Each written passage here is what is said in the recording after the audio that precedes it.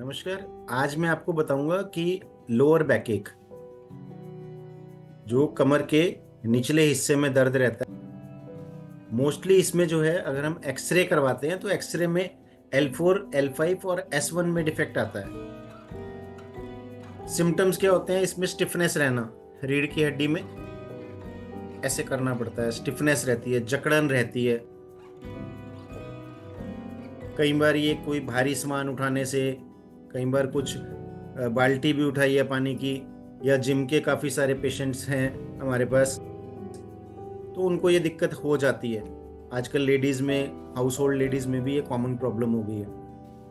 अब इसमें मोस्टली जो मेडिसिन लेते हैं वो पेन किलर्स हैं, या कोई कैल्शियम्स हैं, विटामिन्स हैं, विटामिन B12 के इंजेक्शंस या मेडिसिन हैं। अब हमें जब कारण पता है कि किसी वजह से हो गया है, स्टिफनेस रहने लग गई है, तो हमें इस चीज़ को समझ लेना चाहिए कि एक्सरे में भी खराबी आने की संभावना बहुत ज़्यादा रहती है। और जो पर्सन्स ने MRI कराई हुई है या करवाना चाहते हैं तो उसमें लोअर बैकएक के लिए जो MRI आप कराएंगे, फुल स्पाइन की कराएं तो बेस्ट है, 3D। अदरवाइज जो है आप लोअर बैक की भी करवा सकते हैं। उसमें मोस्टली जो आएगा उसकी संभावना जो रहती है कि डीजनरेशन ऑफ स्पाइन या वर्टिब्रास। डीजनरेशन का मतलब क्या है? घिस गई है,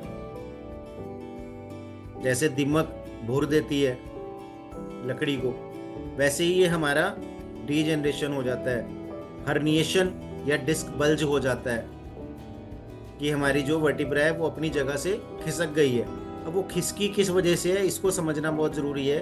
कि जैसे आमतौर पे आपने देखा होगा कि अगर हमारे दांत में हिल रहा है दांत, तो हम उसमें क्या करते हैं? हम इलाज दांत का नहीं करते, हम इलाज किस चीज़ का करते हैं? मसूड़े का इलाज करते हैं। मसूड़े को टाइट करते हैं। हम घर के घरेलू नुस्खे या टूथपेस्ट से हम क्या करने की कोशिश करते हैं कि हमने उसकी मसाज करनी है तेल से, घी से, नमक डाल के।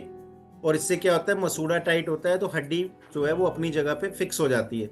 सेम चीज़ हमारे बैकएक में होता है कि जो वर्टिब्रास हैं वो अपनी जगह से खिसक गई हैं, क्योंकि जो बीच में उनके इंटरवर्टिब्रल डिस्क स्पेसीज हैं, गद्दियां हैं। बैकएक में होता है कि जो वर्टिब्रास हैं वो अपनी जगह से खिसक गई, वो कमज़ोर हो गई हैं, वो अपनी जगह से निकल गई हैं।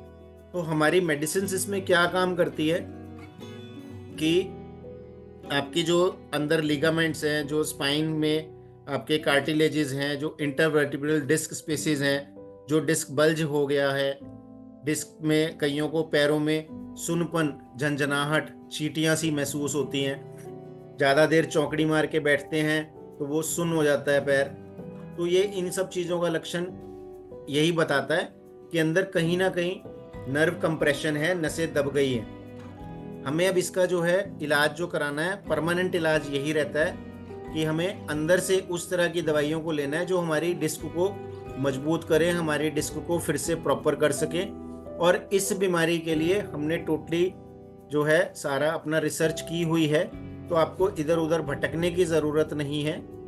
सिर्फ आपने एक डिसीज़न लेना है। हमारा हेल्पलाइन नंबर पे कॉल करके आप कभी भी कुछ भी जानकारी ले सकते हैं। नंबर ऑफ़ सेटिस्फाइड पेशेंट्स हैं हमारे पास, बहुत सारे हमारे पास टेस्टिमोनियल्स एंड वीडियोज़ हैं, उनको भी आप वॉच कर सकते हैं। एक चीज़ और जो इसमें काफ़ी पेशेंट्स पूछते हैं कि इसमें हम एक्सरसाइज करें या ना करें, तो हमें एक्सरसाइज उतनी ही करनी चाहिए जितनी हम टॉलरेट कर सकें, उससे थोड़ी कम।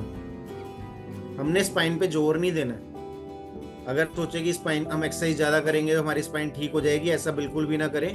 कई बार इसका फ़ायदा होने की जगह नुकसान ज़्यादा हो जाता है। तो इस चीज़ को स्पेशली ध्यान रखना है कि जितना हमारी स्पाइन सहन कर सकती है उससे हमने कम काम करना है। अब मेडिसिन के बाद क्या होता है, जैसे जैसे स्पाइन आपकी ठीक होनी शुरू होती है तो हमारी जो डीजनरेशन है, जो हर्निएशन है, डिस्क बल्ज है, और जो कई जगह ऑस्टियोफाइट फॉर्मेशन हो जाती है, वो सारी चीज़ें ठीक होने लगती हैं। जो नर्व कंप्रेशन है वो ठीक होने लगता है। तो जो पैरों में सुनपन आ रहा है, भारीपन आ रहा है, झंझनाहट आ रही है, टिंगलिंग सेंसेशन हो रही है, तो वो सारी चीज़ें ठीक होनी शुरू हो जाती हैं। और इससे अधिक कोई भी जानकारी आप लेना चाहें तो हमारे हेल्पलाइन नंबर पर आप कभी भी मैसेज करके जान सकते हैं। धन्यवाद।